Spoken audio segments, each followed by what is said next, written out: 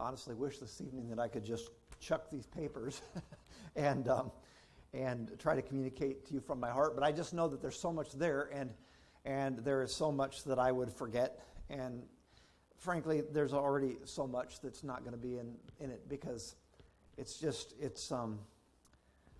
there's a lot to it. And so over the course of however many Sunday nights it takes, I want to take you along with me on a journey that the Lord is taking, I'm going to say is taking me on. I'm going to pretend here that I've arrived at anything this evening.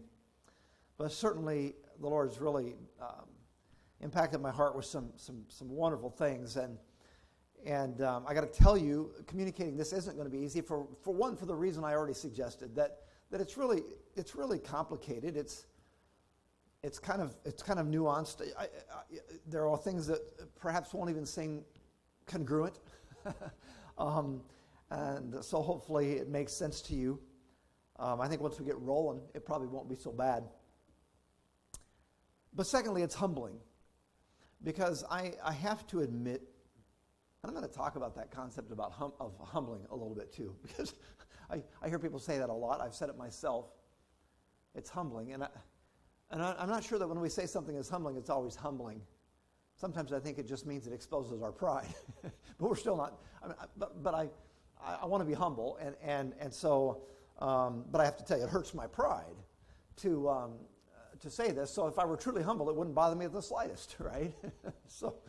But I am excited to share it with you as well. But the reason it's humbling is because I have to admit that there have been times that I've held on to what I've claimed to believe only half-heartedly. And I don't believe I've even done this consciously. I think it's been subconsciously. I think, again, if you were to ask me what I believe, I could tell you what I believe. And oftentimes I told you what I believed whenever you didn't even ask. And at the same time,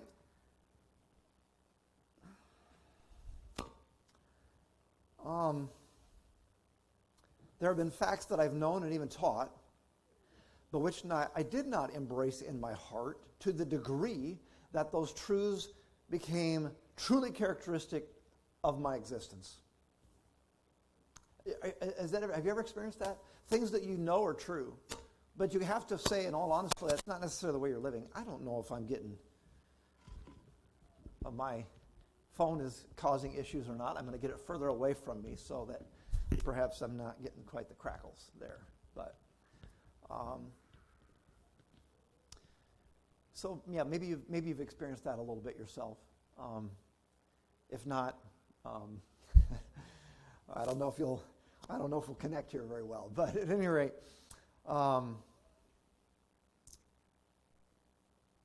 so what I'm going to share with you has been massively liberating for me. But I have to tell you, at the same time, it's been very convicting. And you'll understand why as we move along. And I know you don't even know yet what we're going to talk about. The title of the message, as you can see on the slide there, is Satan's Subtle Seducing. Because what I want to tell you is that there's been a pattern of thinking that, again, if you would have asked me questions, I'd have given you the right answers. But as it practically plays out in my life, I can't say that that's the way I've been living. Or the way or responding, you might say. Or my attitudes have not been consistent with what I claim to believe, perhaps is a better way to put it. So what I am going to share with you tonight does not exactly fall under the category of expository preaching. My mom on the way here thought that perhaps she'd forgotten her Bible. Turns out she hadn't. But I said, you could have. Because we're not going to crack our Bibles open tonight. I know that sounds terribly unspiritual. But we're just not going to get there yet tonight. Now, in subsequent messages, we're gonna find the Bible answers, and so we'll certainly look to the truth of God's Word, and we'll dig into it, and we'll do some expository preaching. But that's going to be for later. For now, it's primarily about the subtle seducing that Satan accomplished in my life, that the Lord is graciously rescuing me from over time.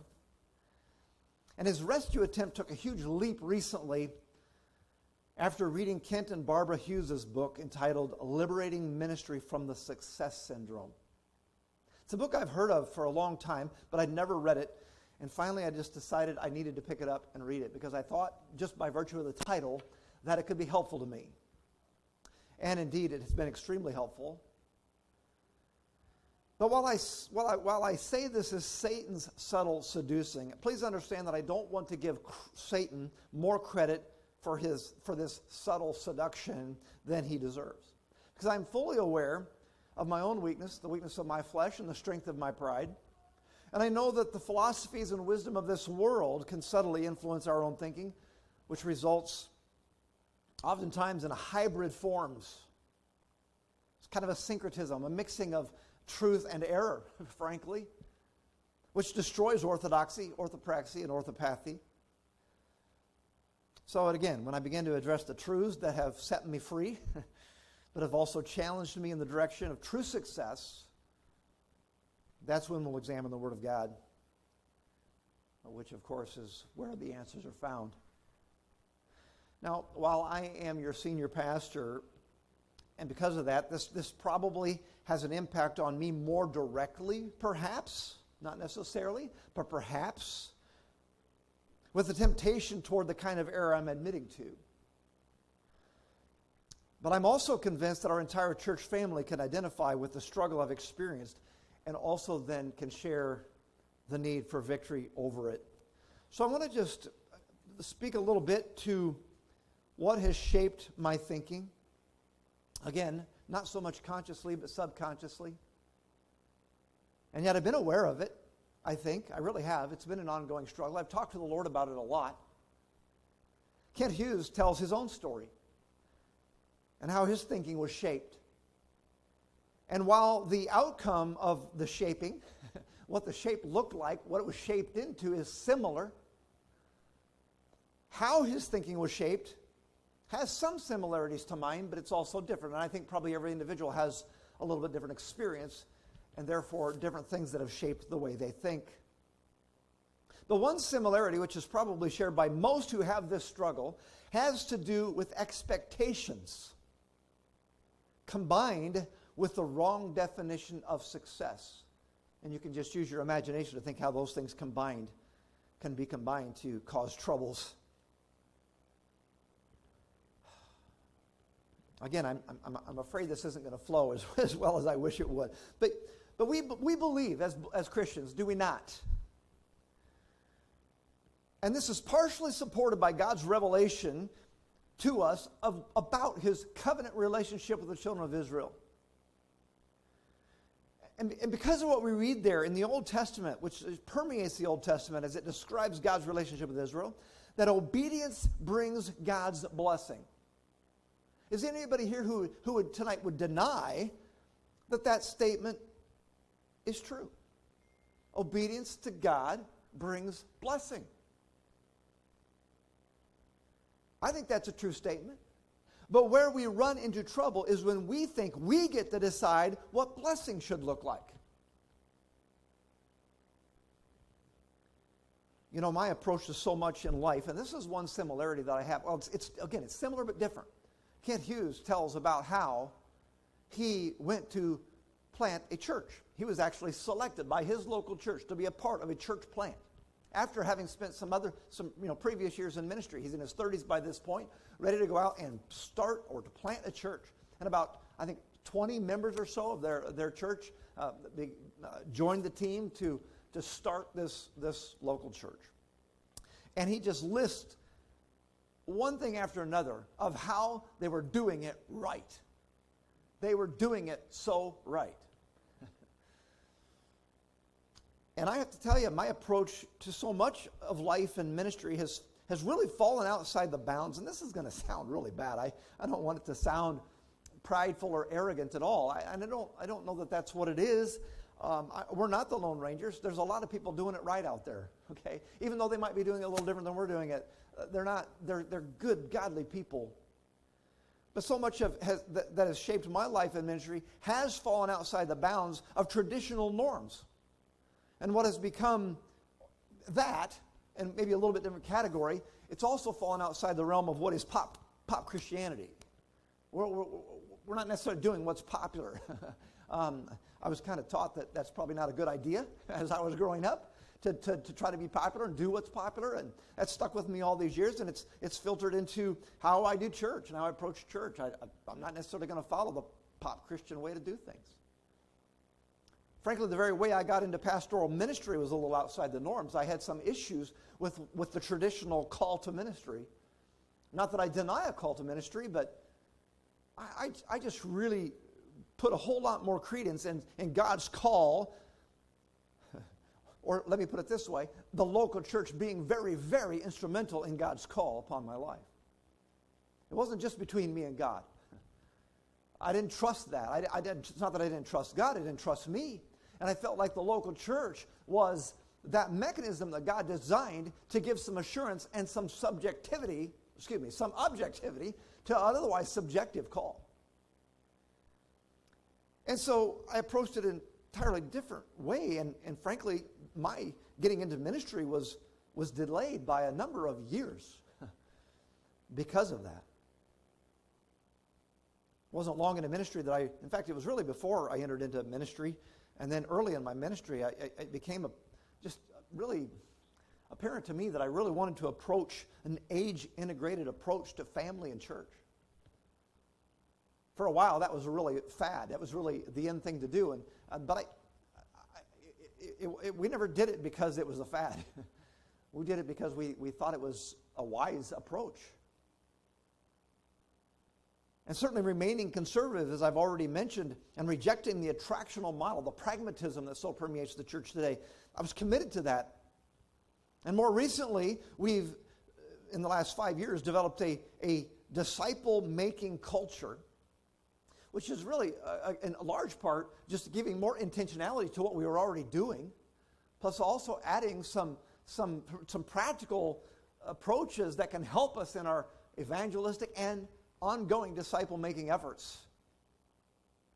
And again, that's the way we do that is a little bit outside the norms traditionally as well, though it seems to be taking a hold, and more churches are doing something of that nature. And so this was my way of doing things right. I don't want to say it's strictly mine. There's a lot of people that have agreed, and I've learned. It's not like I came up with these things on my own. I learned from other godly people and put these things together. It just so happens that so many of them are out of the norms. So it just feels like we're really weird. Backing up a little bit, I suppose I went to Temple Baptist. That was the first ministry I went to, and I be very careful with what I say here. Because they were in so many respects, a wonderful, wonderful church to cut my teeth on, my pastoral teeth, so to speak. They really were. Now, there were some tremendous, I don't want to say obstacles, but challenges that were put before me in that ministry that I haven't even had since. So you wonder why God allowed that whenever it's your first church. At the same time, they were wonderful, wonderful people. And I don't want to stand here to tell you this evening that they were not a gifted people. They had every believer has spiritual gifts. But frankly, when it comes to upfront kind of ministry, like something you do behind the pulpit, teaching or preaching, song leading, those kinds of roles, the church was not full of giftedness or talent in those ways. So while I didn't necessarily esteem my talents and giftedness as necessarily remarkable, I felt that I was at least competent in those areas, and I didn't feel that pretty much anyone else in the church was. And I wasn't all wrong in that assessment, but because I felt that success would come from competence. I felt I was the only one qualified to minister in those ways, and the result was predictable. Total burnout. And within about 4.5 years, I was pretty beat down, and I left that church beat down, not sure I would ever enter vocational ministry again in my life. We were rehearsing it a little bit here tonight, and it's not because I brought it up. My mom just happened to bring up that it was a relationship she had with Marge Neal. You don't know those folks, but they're longtime friends of my family. And my dad and George go way, way back, before I was born and after. But it was Marge Neal that let her know about the need Bethany had for a pastor. And they also knew Reen Paddock, and so that's kind of where the connections were. And I was just reminded of how when they first approached me about it, I said no. I just wasn't interested. I was frankly still too beat down, and I just had already thoughts in my mind of what Bethany was no doubt like as an independent Baptist church. And I thought, no, I'm just not interested. But the Lord wouldn't leave that alone, and several weeks later, I got the call again. Would you be interested? And of course, you know the story, and it called me up, but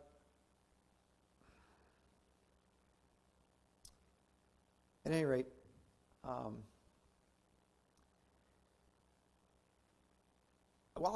going back to Charles City, while I wouldn't have felt comfortable voicing it, I think deep down, I thought that somehow God didn't pull through with his side of the bargain. But at the same time, I had enough knowledge in my head to know God doesn't fail. And so there was this deep-rooted truth that tended to prevail, and I just gritted my teeth harder. And I thought, okay, at first I didn't. I was beat down. But I thought, okay, if I'm going to go back into ministry again, there's going to be some conditions. And I honestly thought the conditions would leave me without a ministry, as far as Bethany's concerned. It had to be conservative. It had to be elder-led because I wasn't going to get burned out again. It must be willing to pursue an age-integrated model. And why? Because this is how to do ministry the right way. And what I didn't feel spiritual saying was that I truly believe that doing ministry the right way would result in church growth. As you know, years passed and there were ups and there were downs. And what were the ups and downs generally measured by? Generally, I'm not saying exclusively, but generally by attendance. As long as you had a lot of people coming, and we never had a lot of people coming, but you know what I mean. As long as the church was growing and we're seeing new families coming in, boy, that was exciting. As you know, we experienced a couple of, I don't know if I should say mass exoduses, but significant exoduses. And that seemed like disaster. It seemed like the opposite of success. At the same time, you had a sense that in some respects, church might be healthier at times when certain ones would leave. But it still didn't feel like success.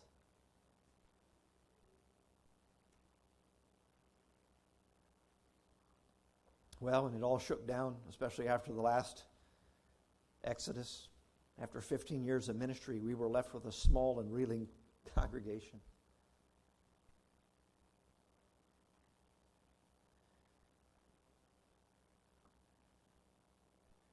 All right, hold on a second here. I think I've got my pages all mixed up.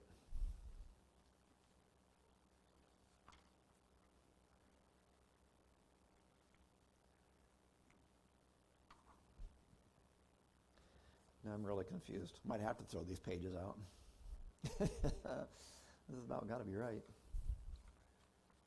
I don't know what's going on, guys. I'm all messed up.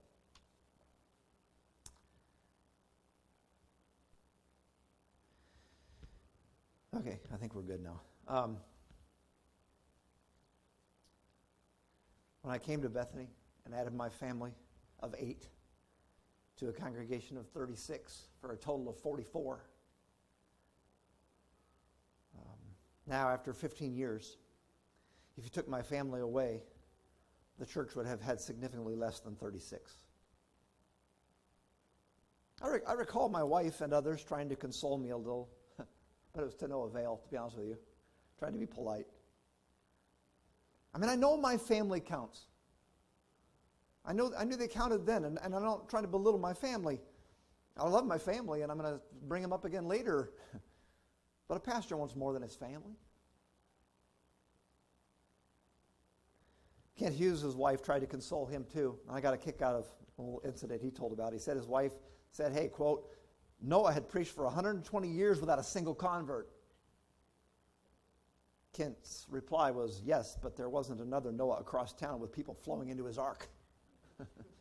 That's exactly how you feel sometimes. It's like, yeah, I know. I know. I know. I remember the years when I was waiting, those 12, 13 years to get into the ministry, and my mom, bless her heart, I'm not being critical of her, saying, Moses waited 40 years. But Moses didn't even want to do the job, for crying out loud. He said he couldn't do it, and God had to give over half of it to Aaron. So some of these consolations didn't work very well. It just didn't make sense. Why are the churches who are doing it all wrong achieving such great success? Now, they're not doing it all wrong, but when you're being selfish like I was being and being irritated and angry and upset as I was being, that's what you say. And even if it's not success, why does God give them what they think is success? Why do they get their dreams all fulfilled and I don't? I'm doing it right, aren't I? I'm not caving to the world.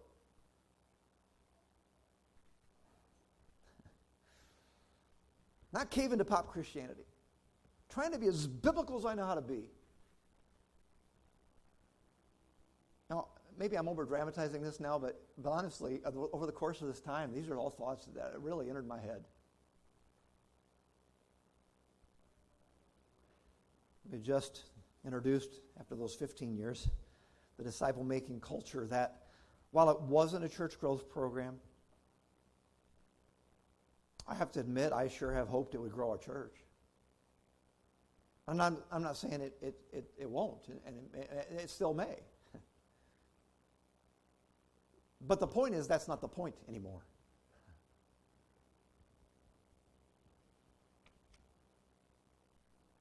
But I've even argued with God, Lord,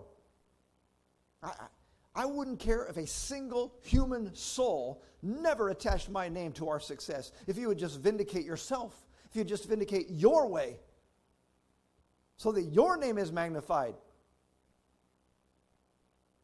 Show others that your way works. But behind it all, what I was really suffering from was the immense fear that God was not pleased with me and therefore could not truly bless my ministry. I even told God, and I've told my wife, she probably can't count on her fingers anymore how many times I told her. That I've told God, I don't care if we don't grow anymore, ever again, numerically. If I just know, God, you're pleased with me. And I think I said that meaningfully. But it just, for me, it couldn't feel like God was pleased with me. When there was, don't take offense to this, because you are all dear to me. But that there's not more tangible evidence of growth and blessing and God's pleasure.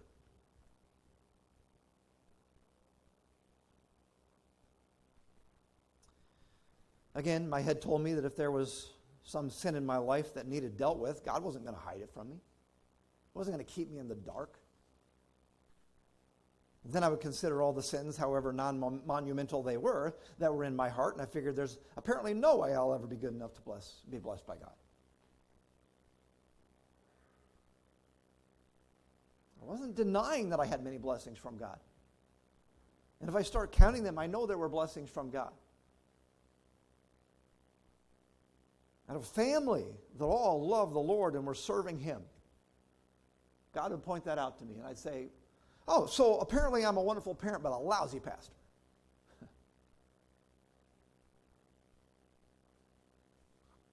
I'm not a wonderful parent either. God is just very merciful and gracious. It's His work.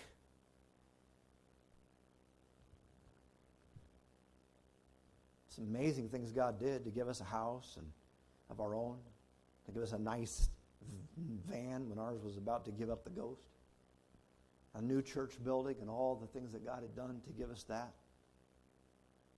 But I used to tell God, Lord, I would sit around in the woods on bales of hay if you'll just grow our church. Show me that you're pleased with me.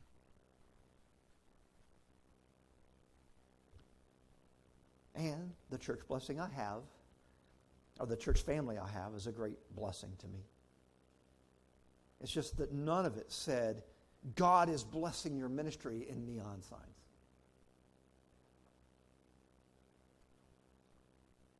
So though my head knew better, my heart was living like success is measured by numbers.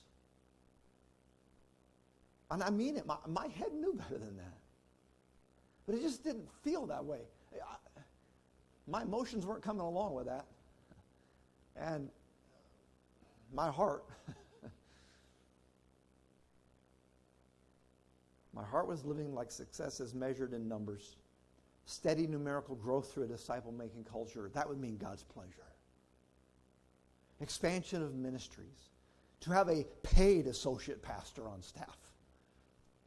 On staff. That word staff sounds good. I fill out these papers every now and then about how many employees our church has. It doesn't take long. The ability to send out missionaries both at home and abroad. To be active in church planting.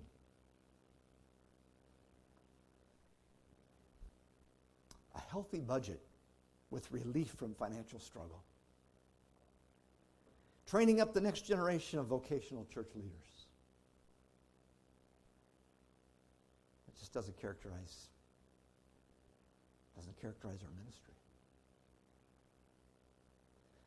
Now, please understand, I am not backing away from any of our core values. I'm not backing away from what we would define as doing ministry the right way. I am still convinced, though we're not perfect, and there's probably blind spots, things that you know how it is, the things that we started doing that we wonder, why in the world weren't we doing this 10 years ago? I mean, there'll probably be another one of those here one of these days. And something will come to our minds and we'll think, well, why on earth we didn't see this earlier? We haven't arrived. We're not perfect, but I think we've got a good stand, if you will, doctrinally, in our orthodoxy, our orthopraxy, our orthopathy. I think we do. If I didn't, I think we'd start recommending we change some things. But of course, we always want to be growing. So no, I'm not backing away from any of that. I'm not suggesting any of the goals just mentioned are not worthy goals. It'd be wonderful to have to be able to pay Josh again. It'd be wonderful if we see numerical growth. It'd be wonderful if we didn't have the financial woes. It'd be wonderful if we could get involved in missions again.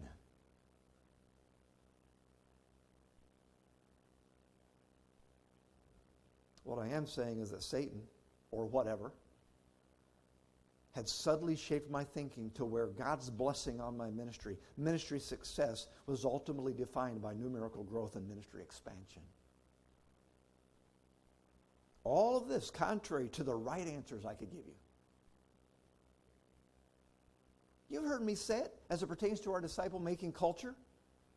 We must take pleasure in the obedience, not merely the results. And I believe it. And I thought it was the right answer then, but it's just wasn't satisfying to me. I wasn't really living it. And I've always known that the primary motivation must be love for God. So you can imagine God has worked in such a way to show me that success in His eyes is not measured by numbers or other tangibles, but rather by some other biblically revealed definitions. Those are what we want to look at over the next several weeks. What is the true measure? I told you at the beginning that what God has done in my heart is both freeing and convicting. Because it's very freeing to know that God can be pleased with me without all those things I was seeking to measure His pleasure by. Interesting thing is, those are things I can't control. That's a very frustrating position to be in, to think God's pleasure is determined by things you can't control. What a cruel thing to do to yourself. At the same time, it's been convicting because there is a true measure. there is a true measure of what success is and what pleases the Lord, and certainly we ought to continue to try to please Him. We know that we do positionally. I get all that. We stand before Him now as pleasing to Him. We're complete in Him. We're sanctified. We're holy. But in practical terms, we still need to live that way. We need our practical life to match our positional life. It won't, but it's the effort. It's what we're working toward. When we're in heaven, it will finally. So it's free, but there is a measure that a biblical measure. And I have to admit to you, because I was looking at a wrong measure, I don't want to say I was in despair. I don't think I was quite that far down. I'm one who perseveres. I don't feel like it sometimes, but I'm a distance runner. I'm not a marathoner, but I'm a distance runner, and I'm in things for the long haul, and I grit my teeth and keep going. I'm not suggesting I've fallen completely away or completely forgot about trusting God or just said what's the use entirely. But there is a leaning in that direction from time to time. It's like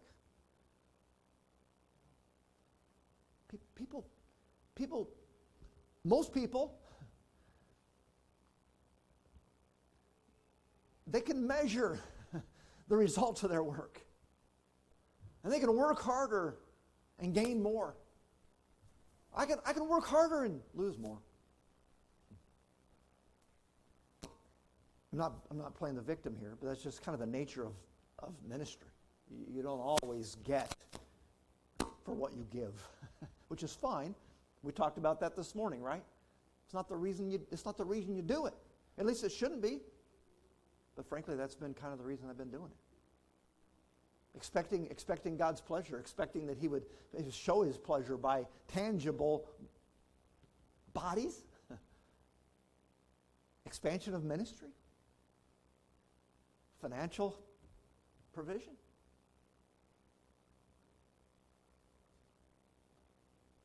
But because I was a little bit just discouraged, it's not happening. So I'm plugging away, but I'm not giving my whole heart to the true measures of success. That's convicting.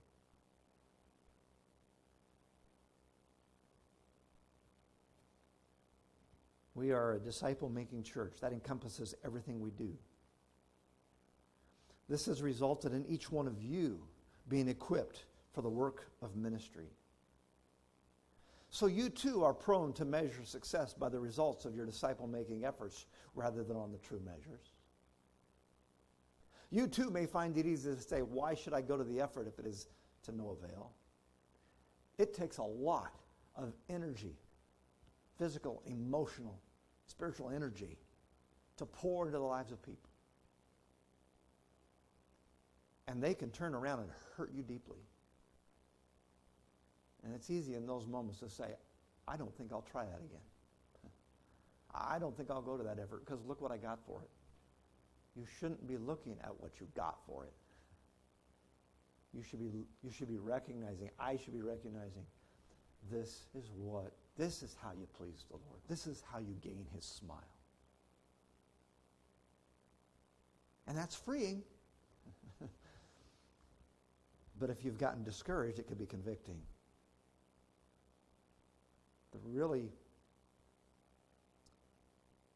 Again, why should I go to the effort if it's to no avail? The really good answer to that question and that struggle is found in the proper understanding of what true success is. So I ask you to stay tuned over the next several weeks for the biblical definitions of true success.